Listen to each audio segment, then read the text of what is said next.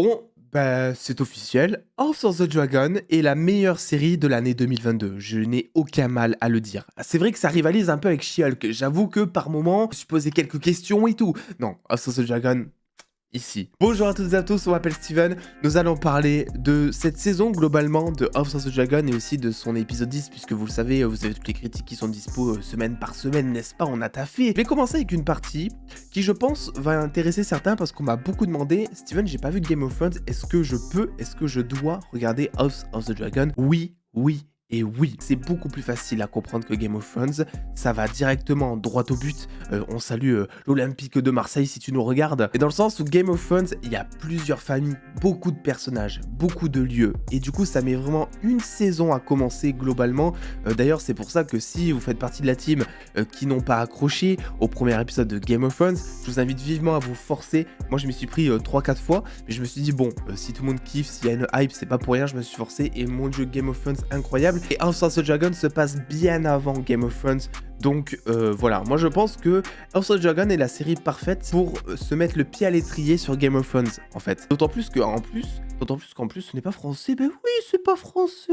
D'autant plus que, eh ben en fait, on a un condensé du meilleur de Game of Thrones, j'ai l'impression, dans House of the Dragon. Alors il y a un peu moins cette sensation, vous savez, de n'importe quel personnage peut mourir à n'importe quel moment. C'est quelque chose qui va beaucoup plus arriver vers la fin de saison globalement. Mais c'est vrai qu'au début, on ressent peut-être un petit peu ce manque si on apprécie cette coutume, je vais dire ça, dans Game of Thrones. Grosso modo, House of the Dragon, maintenant, qu'est-ce qu'on en pense?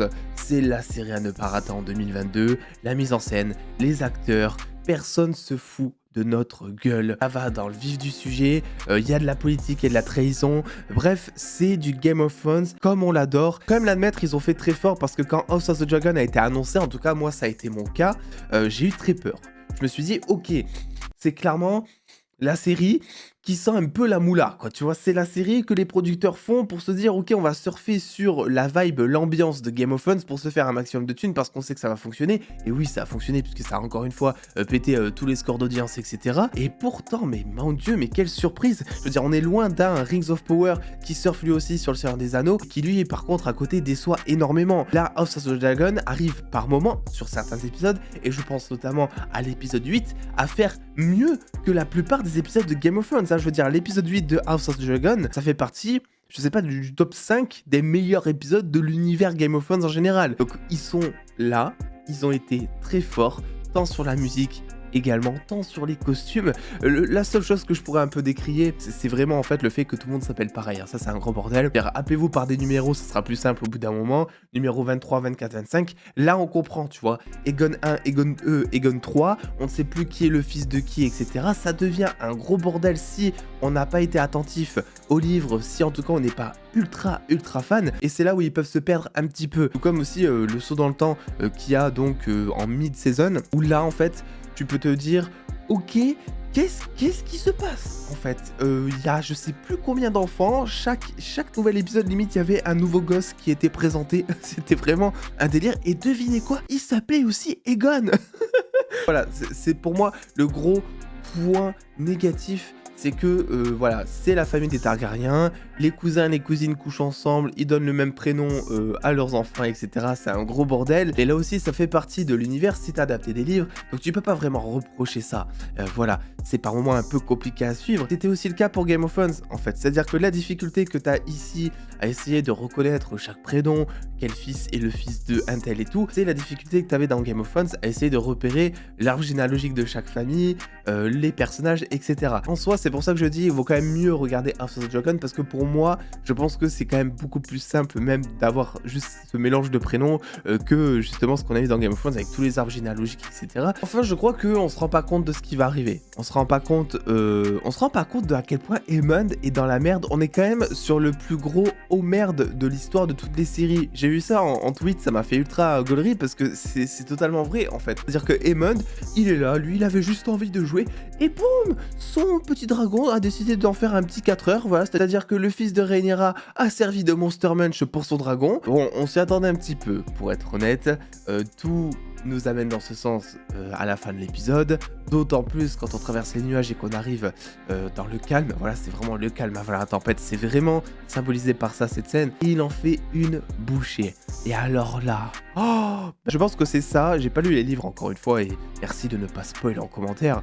Mais je pense que c'est vraiment ça qui va faire tomber Rhaenyra dans la guerre en fait. Parce que là, Rhaenys le dit, elle dit Rhaenyra c'est la seule qui prend des décisions de paix, qui veut unir le royaume, etc. C'est terminé. Elle va buter tout le monde.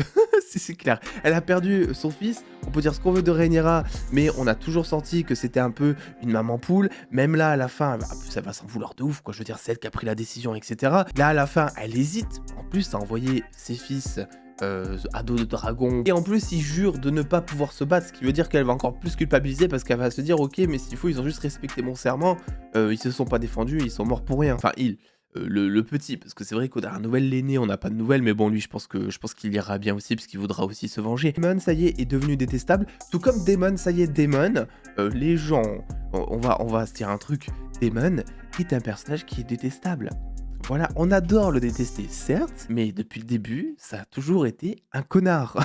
Et là, on le voit dans cet épisode, qui fait à Rhaenyra quand il l'étrangle, c'est un connard. Il n'a aucune limite. Et je pense que cette limite-là, on va la voir dans la saison 2, puisque là, de ce que j'ai vu un petit peu, parce que je me suis un petit peu renseigné, hein, vous savez, j'ai pas lu les livres, le dragon qu'il va chercher à la fin donc de l'épisode de l'épisode 10, enfin à la fin, durant l'épisode 10, il s'agirait du deuxième plus grand dragon de l'univers de Game of Thrones. Et il va pas chercher n'importe quel dragon, quoi, tu vois, là c'est l'équivalent de la bombe nucléaire, là, pour eux.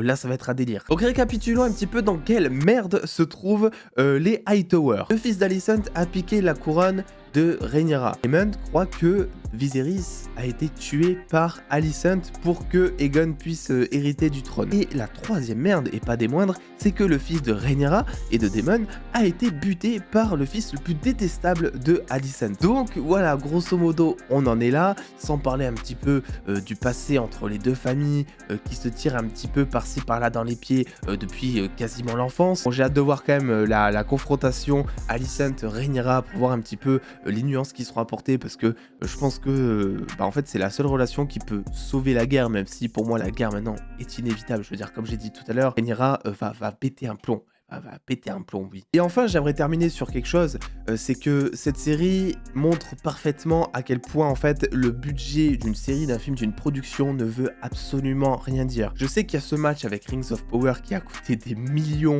et qui, au final, a déçu énormément de personnes, là où House of the Dragon a un budget beaucoup plus restreint, et force est de constater que, eh bien, effectivement, House of the Dragon a défoncé limite tout le monde. C'est pour ça que je vous dis que quand vous voyez qu'un film qui sort bientôt au cinéma coûte seulement que 100 millions par exemple, ça ne veut absolument rien dire. Preuve en est, House of the Dragon, pour moi c'est la meilleure série de cette année, je me suis éclaté, bordel, ça faisait un bien fou parce que là on enchaînait merde sur merde, hein, mis à part Dahmer qui était plutôt sympa, qui se prenait au sérieux. Mis à part ça, c'est vrai que ça a été compliqué de suivre un peu l'ambiance des séries ces derniers temps. Et là, House of the Dragon arrive et te met un petit peu du feu aux poudres, j'ai envie de te dire, et te met un peu de baume au cœur, te réchauffe même le cœur, te dracarisse le cœur. Et ça fait extrêmement plaisir. Les producteurs s'étaient pas non plus trompés hein, quand ils avaient donné une interview et qu'ils avaient dit que effectivement la femme serait montrée sous un tout autre aspect que Game of Thrones, notamment avec les scènes d'accouchement, la maternité, etc.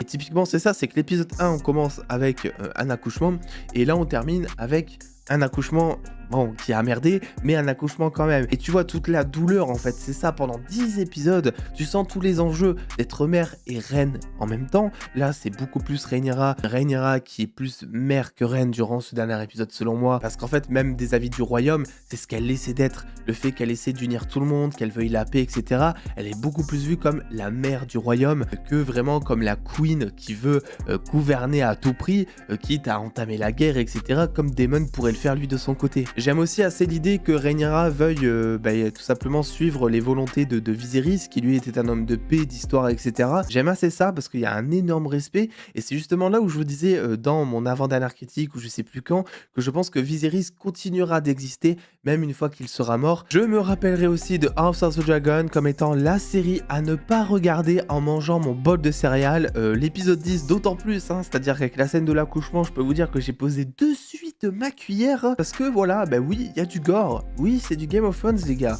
et c'est pas du gore pour être du gore, c'est ça qui fait plaisir. C'est comme Game of Thrones d'ailleurs, hein, c'est pas juste du gore pour te mettre un peu d'action à l'écran, etc. Non, pour te donner soit du spectaculaire, comme la décapitation par Daemon dans le précédent, non, dans l'épisode 8, qui était incroyable cette scène, ou c'est pour justement accentuer un côté dramatique, comme avec justement la scène de l'accouchement dans le dernier épisode. Donc tout a un sens, ce qui est montré, tout ce qui est entendu a un sens, la musique sert parfaitement à la mise en scène. Enfin, moi je veux dire, j'ai pas beaucoup de choses à dire de négatif sur cette série, tant elle est incroyable. Vraiment, regardez-la, parce que, enfin, vous l'avez déjà vu, parce que là vous êtes sur une vidéo qui est full spoiler, ou alors vous êtes totalement inconscient, je ne sais pas. Mais vraiment, faut voir cette série. Mais pourquoi je le redis, vous avez déjà vu tout ça. Et aussi, on met bien en avant les dragons, et ça j'aime bien, parce que c'est vrai que dans Game of Thrones, on était dans une époque où les dragons étaient toujours considérés comme des légendes, c'était quelque chose qui avait existé fut un temps, et quand on voyait un, c'était spectaculaire, c'était waouh. Du coup là, t'as moins cet effet waouh en fait, parce que tu sais que les dragons existent beaucoup plus.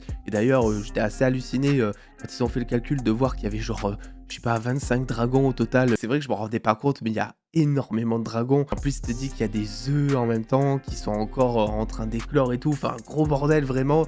Donc j'ai hâte de voir ce moment où tous les dragons vont s'affronter. Moi, j'ai pas besoin de parler beaucoup plus que ça. Je pense qu'on est pour la plupart tous d'accord. Le dernier épisode était pas si spectaculaire que ça.